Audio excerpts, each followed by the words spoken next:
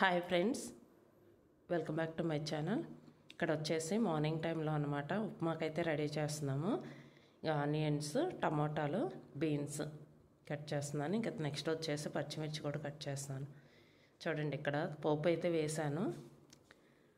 పోపు వేసేటప్పుడు పల్లీలు అవి కూడా వేస్తాం కదా ఉప్మా అంటే. ఇక్కడ బీన్స్, టమాటాలు, ఆనియన్స్, పచ్చిమిర్చి కూడా వేసాను కట్ చేసి.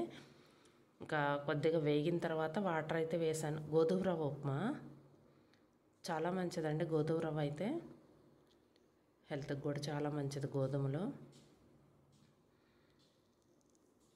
చూడండి కలర్ఫుల్గా ఎలా కనిపిస్తుందో.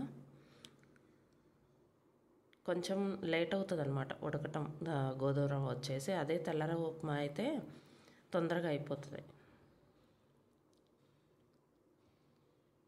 ఇంకా ఇదైతే కొంచెం ఉడుకుతూ ఉంది. చూపిస్తా రెడీ అయిన తర్వాత కూడా. ఇదిగోండి, ఉప్మా అయితే రెడీ అయిందండి. మార్నింగ్ బ్రేక్ఫాస్ట్ వచ్చేసి ఇంకా ఇలా అయితే ప్రిపేర్ చేసాము. ఇందులోకి ఇంకా కరివేపాకు కారం కానీ లేకపోతే కొబ్బరి కారం కానీ చాలా బాగుంటుంది.